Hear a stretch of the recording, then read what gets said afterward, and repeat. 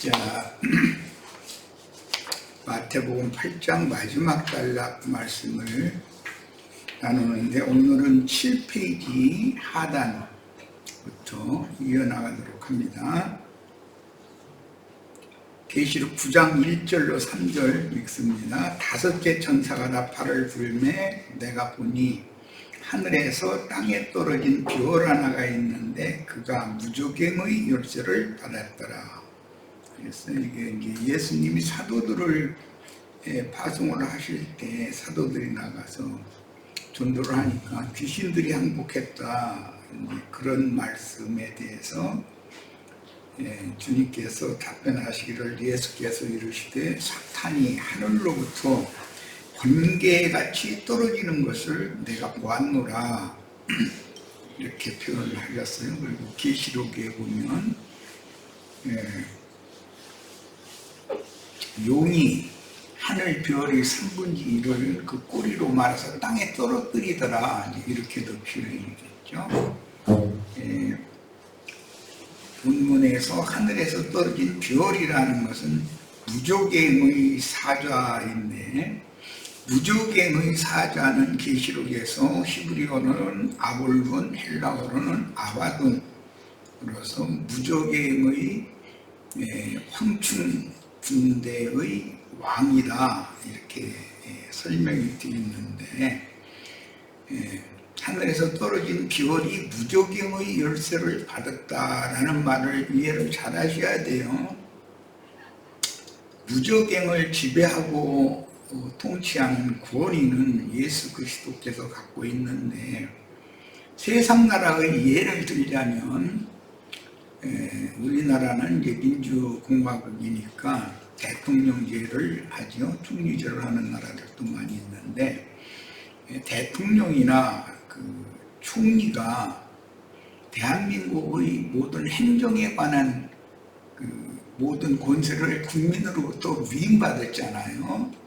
그러니까 실제로 형무소의 행정에 관한 것, 법무부 장관에게 일임을 해서 법무부 장관이 각지의 형무소장들에게 형무소 감목의 열쇠를 맡겨놓잖아요.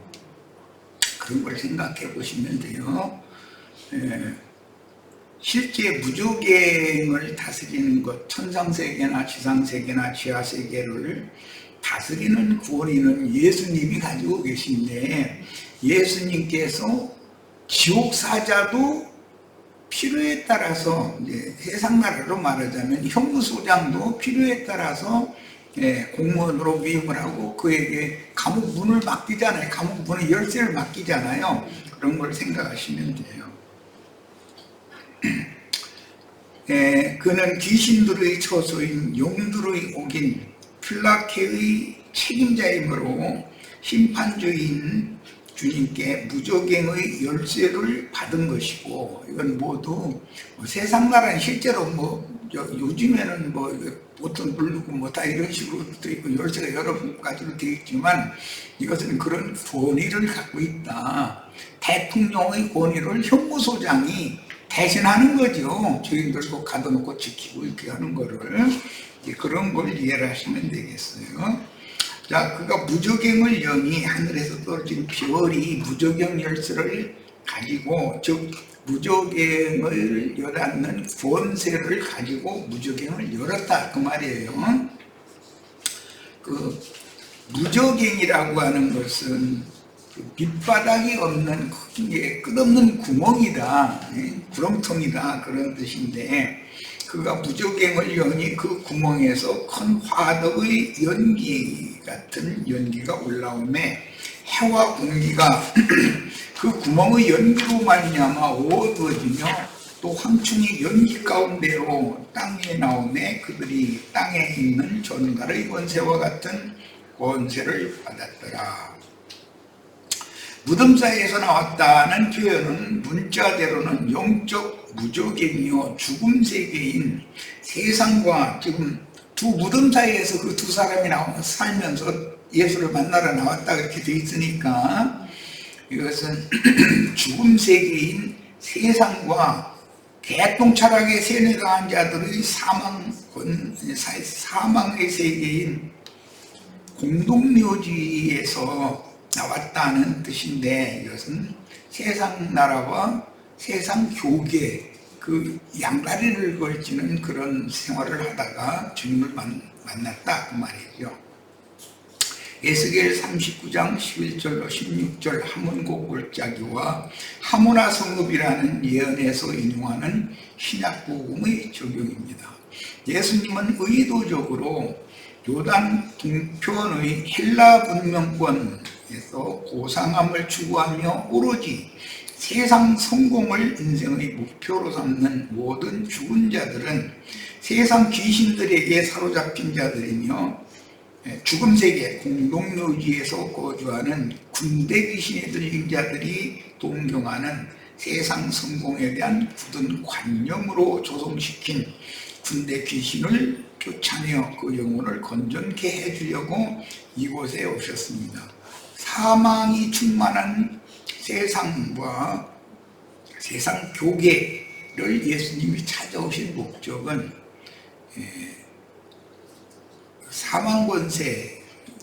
사망권세자인 마귀의 종들, 세상의 더러운 귀신들을 사람 속에서 쫓아내줘서 그 사람을 온전한 사람이 되도록 구원을 해주러 오셨다 그런 말이에요. 자, 요단 동편 광야에서 5병이어로 5천, 7병이어로 4천을 배불리 먹이고도 남은 음식을 거두어 또 다른 굶주린 자들을 위해 보관하게 하심으로 그 당시 세대 사람들과 후세를 신령한 양식으로 먹이시는 이적을 행하여 헬레니즘 문화에서 세상 문화다 그런 말이에요. 벗어나 영생을 얻는 구원을 베푸셨습니다. 이건 지난 시간에 말씀드린 것처럼 애굽에서 출애굽한 하나님의 자녀들, 하나님의 백성들 속에 세상의 영으로 충만해 있었던 사람들 속에서 세상의 모든 신들을, 애국의 신들을 하나님이 형벌을 하신 거예요. 그것은 하나님의 백성들 속에서는 귀신들을 쫓아내주고 불신세계인 애국 사람들에게만 들어가 있도록 거기다 가둬놔뒀다 그 말이에요. 그런데 이제 무적행이라고 있기 때문에 그 무적행이 실제로는 불신자들의 육적 자아라고 하는 욕심이라는 곳에 귀신들이 갇혀 있는 거예요. 그런데 구원 얻은 하나님의 백성들 속에서 귀신을 쫓아내 주시니까 하나님의 백성들은 건전한, 온전한 신앙 양심과 건전한 정신으로 구원을 얻었고, 이제 홍해바다를 건널 때 홍해바다에 바로의 600성의 마병대와 바로의 군대가 수장당한 걸로 되어 있죠. 그것은 세상 잡기들을 하나님이 전부 심판했고 세상 임금과 함께 심판했다. 그 말이에요. 그것은 구약성경의 출애굽의 예인데, 이것을 구약성경의 출애굽을 실현하는 말씀이 오늘 우리가 말씀을 나누고 있는 두 무덤 사이에 있는 자들, 군대 귀신이 그 속에 가득 들어 있었는데 그들에게서 군대 귀신을 쫓아내 주시고 그들을 구원하신 얘기는 구약성경이 홍해바다를 건너온 하나님의 백성들의 구원을 지금 영적으로 실현하시는 것이다. 구약성경 출애굽기만 읽어갖고는 안 되는 거죠. 그러니까 신약성경의 마태복음, 오늘 우리가 나누는 8장 28절로 34절에 나오는 이 요약된 짧은 말씀으로 성취된다. 구약성경 모형이고 지금 신약에는 영적으로 실현되는 거예요. 자, 군대 문자대로는 가다라, 거라사 지방에는 석회암으로 이루어진 언덕이 있었고, 그 언덕 위에는 그 팔레스타인 땅이나 그 중근동 지역에 보면 그 큰 언덕, 절벽 이런 데 보면 게 굴들이 있어가지고 뭐 거기에 사람도 가고 곡식 창고로도 쓰고 뭐 그런다는데, 그게 자기 조상부가 죽으면은 거기다 갖다 시체를 넣었는데 무덤으로도 쓰고 사람들 집으로도 쓰는 거죠. 그게 그들의 생활 관습에서 지금 나오는 말인 거예요. 고대 무덤들이 그 언덕에 파여져 있는 그 무덤 속에 있었는데 예수님도 그와 같이 바위에 새 무덤에 예수님도 장사됐었죠. 그 무덤들은 조그만 방이나 구르 형식으로 되어 있었으므로 동굴 무덤에서 거하는 자들인데 사람들이 거주하는 성벽 바깥에 만들어진 사실은 그게 공동묘지였었다는 거예요. 왜냐하면 각 굴마다 누가 살고 있으면 그 아버지, 할아버지 그 대대로 죽은 시체가 거기에 갖다 넣어놨으니까 무덤도 되고 거처도 되는 거죠. 그게 그런 생활 관습에서 온 말이에요. 군대 귀신 들린 자들은 공동묘지에서 영적으로는 죽은 시체들과 함께 살고 있었던 것이니 고라사인들이 예나 지금이나 헬라 사상과 헬라 문명에 사로잡힌 점잖고 고상한 것을 추구하는 세상 사람들은 모두 영적으로는 죽어서 무덤에 매장된 시체들로서 사망의 독을 퍼뜨리는 자들입니다. 율법에는 무덤을 만지는 자는 7일 동안 부정하기 때문에 진영 안에 들어올 수 없다고 되어 있죠. 자, 민수기 19장 16절 18절 읽습니다. 누구든지 들에서 칼에 죽은 자나 시체나 사람의 뼈나 무덤을 만졌으면 이래 동안 부정하리니. 예, 아버지나 어머니가 돌아가시면 시체를 무덤에다가 장례를 해야 되니까 무덤을 만지지 않을 수가 없죠.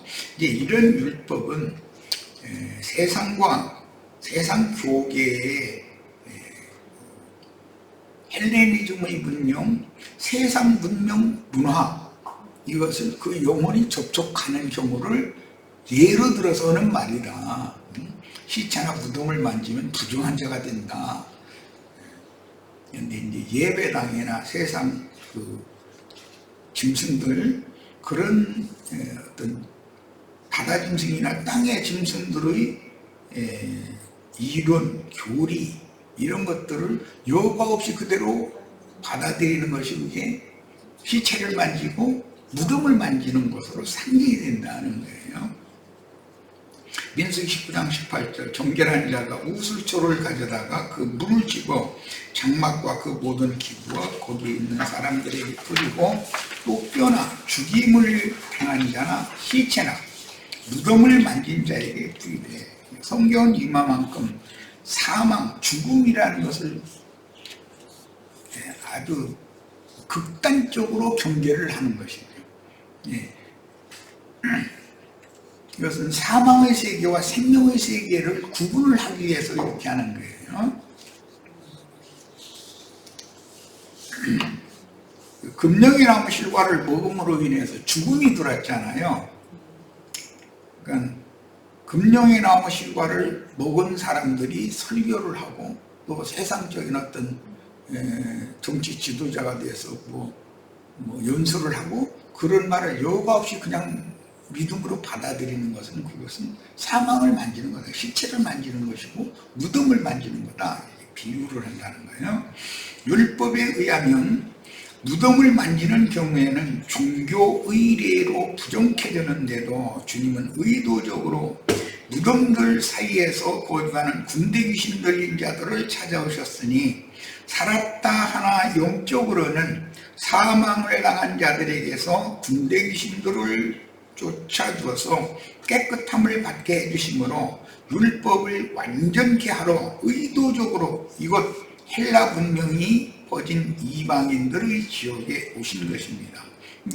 예수님이 오늘 복음을 통해서 그 영으로 오늘 이방 세계는 우리들에게 오신 것도 똑같은 이치다 하는 거예요. 이것은 우리를 세상에서 둘러내서 하나님의 나라로 데려가기 위하여 구원을 위해서 오시는 거다 이 말이에요.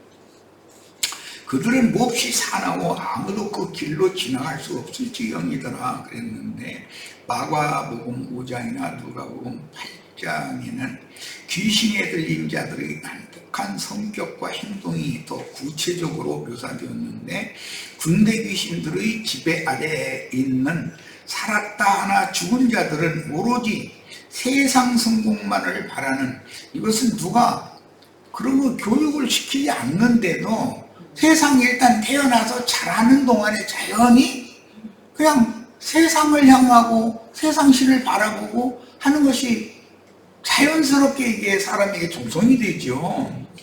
그런데 그래가지고 세상의 종로로 타는 사람, 세상 임금 마귀의 그 노예 노릇을 하는 사람으로 만들어 놓는 것이 세상 나라의 그 문명이고 문화인 거죠. 자, 그런데 세상에서 성공하고 싶은데 마음대로 안 되는 사람도 있죠. 마음대로 되는 사람들도 있지만 자기 소원대로 안 되는 사람들은 나중에는 하늘을 원망하고 주변 사람들을 다 원망하고 자기 결국은 자기 조상 잘못 만났느니 자기 형제를 잘못 만났느니 어쨌든 자꾸 다 남 탓이야. 잘못되면 조상 탓, 잘 되면 지가 노력하고 수고한 탓. 이게 세상 사람들의 습관이죠. 그런데 그런 사람들은 좀 자기보다 뭔가 세상에서 좀 일이 좀 수월하게 된 사람 만나면은 가만 놔두면 상관없는데 와서 조금 건드리면 성깔이 막 일어나는 거죠. 그 왜 그러는 거예요? 세상 말로는 자격지심이라는 것이 그를 지배하고 있기 때문에 그래요. 좌절감, 절망감 때문에. 그런데 자기의 자존심은 굽히기는 싫고, 저 사람은 나보다 더 잘 되어가지고서 나를 무시하는 것 같고, 그러니까 사람이 살 수가 없는 거죠. 이제 이런 것이 사나워졌다는 거예요. 무덤 사이에 사는 사람들은 성깔이 다 사나 건들지를 말해야 돼. 그러니까 이런 사람들은 하나님께서 넣어주신 고요한 인간성이 파괴된 자들이므로 영의 중추 기능인 양심 기능이 마비된 자들이고 속되고 더러운 잡기들의 세상을 연모하므로 파괴적인 성향에 자신이 지배를 당한다. 이것이 세상에게 종로로 산다라는 말이란 말이에요. 누가 세상이 자기를 너 나한테 종로로 돼 하고 세상이라는 게 그런 건 없잖아요. 자기 스스로 자기 욕심대로 안 되는 것 때문에 성깔이 이렇게 나빠져가지고 자기 스스로 세상에 종로를 한다. 바보에게 종로를 한다. 이런 말이에요. 영적으로는 죽은 육적인 본능대로 살아가는 타락한 본성대로 상황 중에서 절망에 빠진 자들이니 세상에서 성공한 헬라 사람들도 유대교인들도 그들을 기피하므로 그들의 생각에는 하나님도 나를 버렸고 세상 사람들도 다 나를 버렸다. 그렇게 생각하거든요. 그럼 그게 하나의 정신병인 것이거든요. 우울증에 시달리는 상태가 되는 거잖아요, 사실은. 그리고 요즘에 이제 그런 증상 있는 사람들이 묻지마 살인? 길거리 가다가 괜히 이상한 짓을 하고 그게 정신분열증이 일어나서 그러는 거잖아요. 그렇게 됐다 이거예요. 그런데 그 원인은 그들 속에 군대 귀신이 귀신이 한두 마리가 있는 게 아니라 떼제비로 들어있는 거예요. 그런 사람들은 건들질 말해야 돼. 건들면 칼질하니까 막 달려들어 버리거든. 주님은 그들이 소외되고 갇히고 막힌 상태를 너무도 잘 알고 계셨고 그들이 왜 그리 사납게 굴게 되었는지를 잘 아시므로 그 영혼들을 불쌍히 여기셨기 때문에 사람들이 모두 기피하는 그 사람들을 만나려고 갈릴리 바다를 건너 일부러 동편 지역의 거라사인의 땅, 즉 죽은 세계에 찾아오신 것입니다. 내가 이런 사람이었는데 주님이 나를 찾아와서 나를 구원해 주신 얘기죠. 뭐 이렇게 귀신들에게 잡혀서 자기 속에 갇히고 사람들을 피하며 빛을 싫어하고 어두컴컴한 무덤 속을 좋아하는 자들이 점점 더 포악하게 된다는, 자기를 자학하게 된다, 이게 스스로를. 그러면서 하늘도 원망, 부모도 원망, 옆 사람들도 원망, 하여튼 자기보다 무언가가 잘 되는 사람들은 다 이게 죽여야 되는 대상이 되어버리는 거예요. 그러니까 길 가다가 괜히 살인도 저지르고 그런다는 거잖아요. 그건 중한 정신병에 걸린 것이거든요. 세상에서도 나이가 먹을수록 남편이나 아내가 있어야 되고, 짝을 잃었으면 자식과 함께 살아야지, 혼자 살면은 그 자기 스스로의 외로움증이라는 것이고 자꾸 밀려오게 되고, 거기에 자꾸 심적으로 빠져들어가면 괜히 죽음의 공포가 그걸, 아이고 살면 뭐야, 자꾸 이제 이러기 시작하면은 죽음의 공포가 그를 이렇게 엄습을 해가지고 사로잡아 버린다는 거예요. 그럼 잘못하면 그게 정신분열증으로, 이렇게 정신병으로 발전하는 거잖아요. 참 무서운 병이죠, 그게. 뭐든지 좀 밝게 생각하고, 그래도 소망이 있다, 오늘은 이렇지만 내일은 오늘보다는 더 좋을 거다라는 소망이 있어야 사람이 살 거 아니에요. 그런데 모든 거에 대해서 다 비관적이고 비판적이고, 그런 사람들은 말끝마다 모든 것을 비관적으로 비판적으로 생각을 하고 있지, 건전하게 이렇게 조금만 더 노력을 하면 오늘보다는 한꺼번에 많이 좋아질 수는 없지만 내일은 좀 더 좋아질 거다라는 그런 속마음을 갖고 살아야 되는데, 이제 이렇게 되면 참 성깔 사납다고 그러죠, 세상 말로. 그렇게 되면 왜 안 되는 거죠. 그래서 자식을 기를 때 요즘에는 자식들이 집 방에서 좀 딱 쳐다보고, 종일 가도 아버지 어머니와 대화 한마디도 않고, 엄마가 나오라고 사정, 문 좀 열으라고 사정해도 꼼짝하고 이러면 그게 중환병에 걸린 거거든요, 사실은 그게.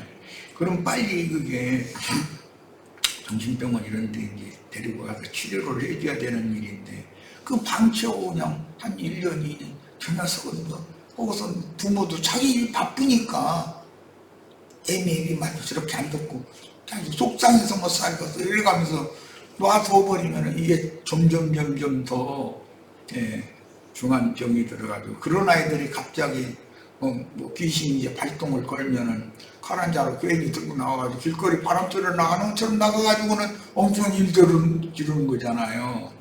예.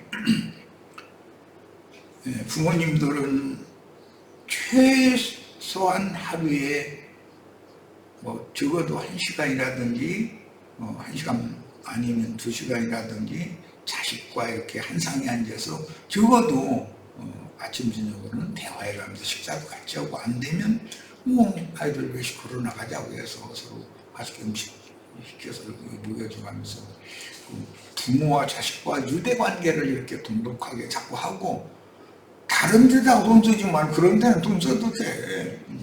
그렇게 해야만 아이가 건전하게 자랄 수 있다는 거. 이런 것은 뭐 내가 이런 것까지 뭐 가르치지 않아도 다 아는 일인데 그런 사람들이 많이, 그런 불행한 가정들이 많이 생기는지 모르겠어요.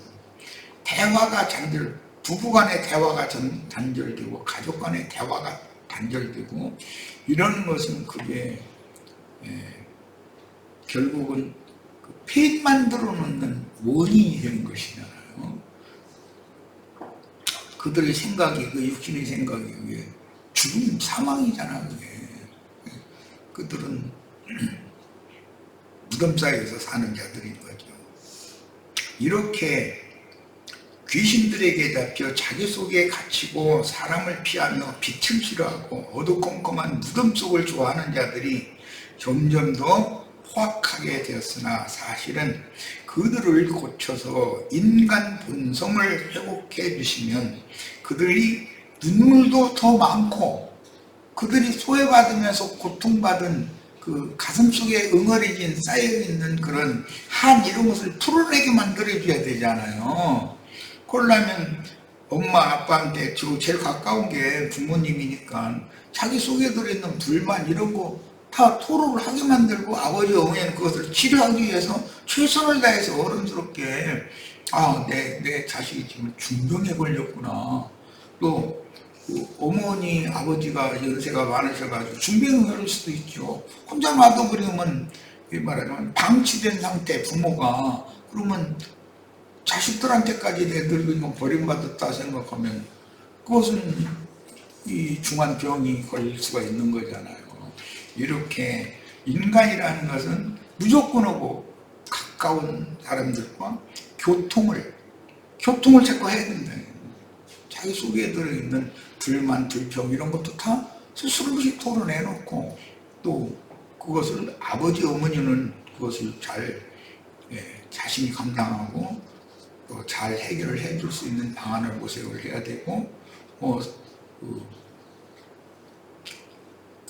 이제 그런 정신질환을 상담해주는 그런 데 가서 상담도 해보고 그렇게 해서 어쨌든 자기 자식을 건전한 사회인으로 길러내는 것은 부모의 책임입니다. 자,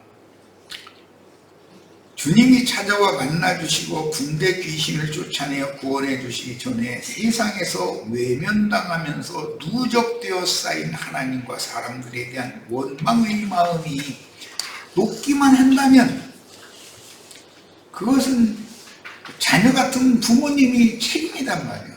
또 연로하신 부모님 같은 그 장성한 어른된 자식의 책임이죠. 적어도 어머니 80 넘고 다 골반에서 처박아 놔두고 밥도 한 상에서 먹으라고 이렇게를 안고서 밥 반찬에서 먹어서 찔떡 갖다 그 상처에다가 저기다 따로 이거 주고 이건 말하자면 유폐시킨 거잖아 그게. 그 참살 없는 감옥이지 그게 그 가정이야 그게. 그렇게 살다 보면 결국은 중한 이런 정신질환에 걸리게 마련이고 성깔이 아주 못돼 먹은 성깔로 바꿔지게 마련이라는 거예요. 자, 마태복음 8장 29절 갑니다. 이에 그 사람에게서 나온 군대 귀신들이 소리질러 이르되 하나님의 아들이여 우리가 당신과 무슨 상관이 있나이까 때가 이르기 전에 우리를 괴롭게 하려고 여기 오셨나이까 하더니 헬라 사상에 젖어 세상 성공만 바라나 가망이 없는 사람들이 이렇게 외톨배기가 돼가지고 이렇게 될 우려가 많죠. 다른 아이들과 다 어울릴 줄도 알고 밝은 모습으로 웃고 어디 나 좀 오늘 우울한데 어디 친구들끼리라도 부모님은 허락받아가지고 어디 좀 해변가라든지 어디 산이라든지 놀러 바람이라도 좀 쐬고 오자 이렇게 어머니 아버지고 그런 얘기하면은 여기라도 주고 그래야 되는데 내가 무슨 놀라가 공부해야지 만약 이런 얘기면 자기 자식을 그 유혹을 다루는 게 아니라는 거면 자식의 상대를 부모보다 더 잘하는 사람이 어디 있겠어.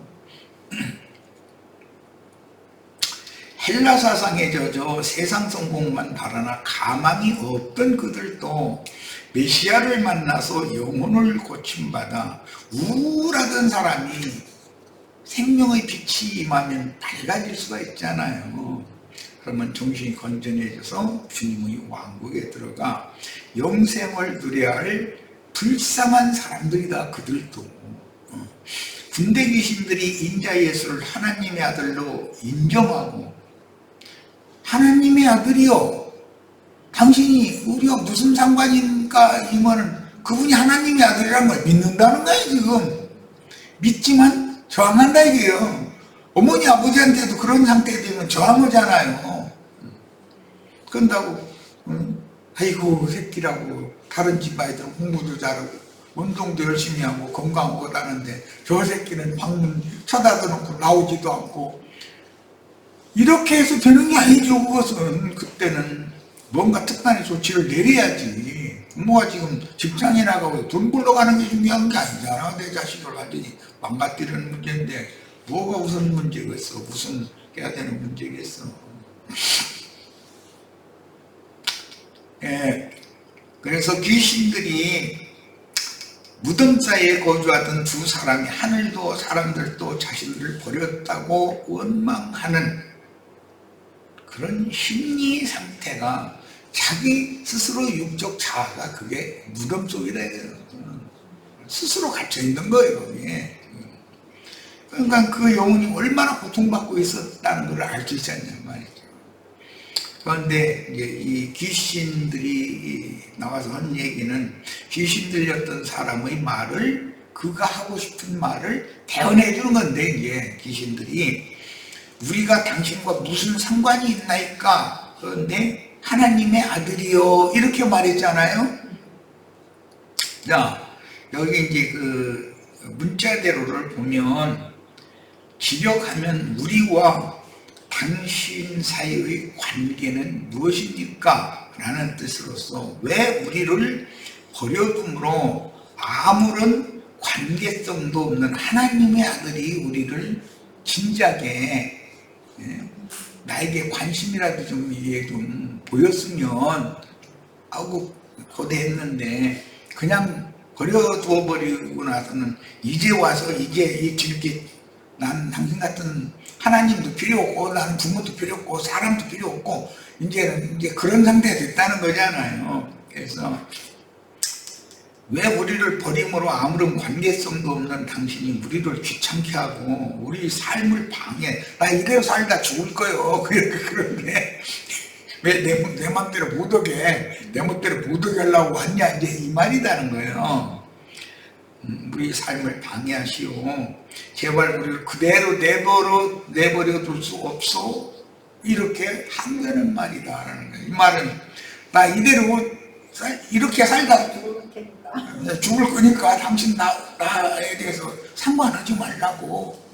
이미 나를 버렸으면서 뭐 이제 와서 나를 뭐 동정해주는 척 그러느냐고. 엄마한테도 이런 말을 얼마든지 할 수 있지. 한문 닫아놓고 안 나오고 이런 애들은 엄마가 나에 대해서 사랑이 굶주렸던 아이기 때문에 언제부터 이렇게 친절하게 그랬냐고 문 열으라고 해서 나 혼자 제발 내 방 안에 그냥 있고 싶으니까 나 이름 부르지도 마. 엄마 바쁘다며. 엄마 일 보러 나가. 이런 식이면 이건 어깃장 놓느라고 그러는 것이지. 이건 그냥 엄마에 대한 원망이거든 그게. 현대어로 의역하자면 우리는 이대로 군대 귀신에 잡힌 두 사람과 함께 살다가 때가 이르면 무적행에 갇힌 후에 그 천명이 차면 불못에 던져지도록 정해진 사실을 잘 안다는 뜻이며 아주 절망적인 자신의 앞날을 토로를 한다 이거예요. 불만을 하늘과 세상에서 버려짐으로 소망 없는 자신들을 구원하러 찾아오셨음을 도리어 원망하는 말인 거다. 군대 귀신들이 주님께 항변한 말은 구약 성경에서도 흔히 분깃이나 이권 등에 너희는 동참할 수 없다고 선언할 때 사용하는 히브리인들의 관용어보다 이런 분깃에 대해서는 너는 아무 상관이 없다 이렇게 그런 말로 하는 그런 어법이다.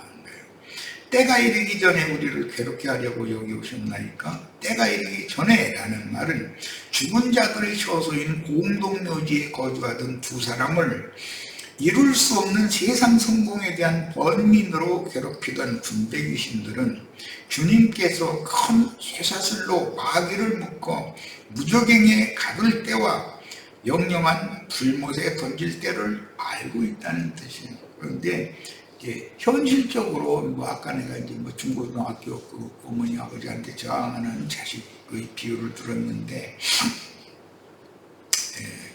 그런 아이들은 매우 어둠의 생각, 그다음에 불만, 불평, 원망 이것이 그 속에 가득 차 있는 거예요. 그게 그 속에 가득한 군대 귀신이다. 그들 속에 가득한 군대 귀신들에 의하여 두 사람의 마음은 강팍해질 대로 강팍해져서 속세의 표현대로는 악만 남은 사나운 심성이 되었다. 이 사람을 치료한다는 뜻은 하나님이 원래 사람을 창조하실 때 사람 속에 사람의 코에 생기를 불어넣어서 속사람을 지어주신 그런 심성으로 일단 사람을 회복시켜놔야 된다라는 뜻인 거다. 이게 구원의 시작은 반드시 최초의 첫 아담이 금령의 나무 실과를 먹기 전에는 무슨 죄인도 악인도 아니었어요. 그렇다고 선한 사람도 아니죠.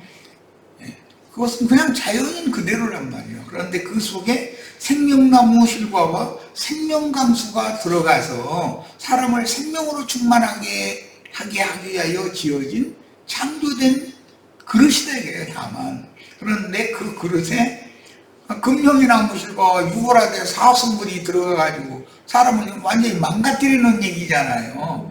그러니까 사람을 회복하기 위해서는 금령이나무 실과를 먹기 전의 순수한 사람으로 일단 사람을 회복시켜놔야만 그 다음에 생명나무 실과와 생명수로 상징되는 예수님의 말씀과 예수 그리스도의 성령을 그 속에 그 다음에 넣어서 그 사람을 하나님의 사람으로 구원을 하실 수가 있는 거다. 그런 말이에요. 자, 첫 시간 여기까지서 잠깐 마치고 쉬었다 이어가도록 하겠습니다.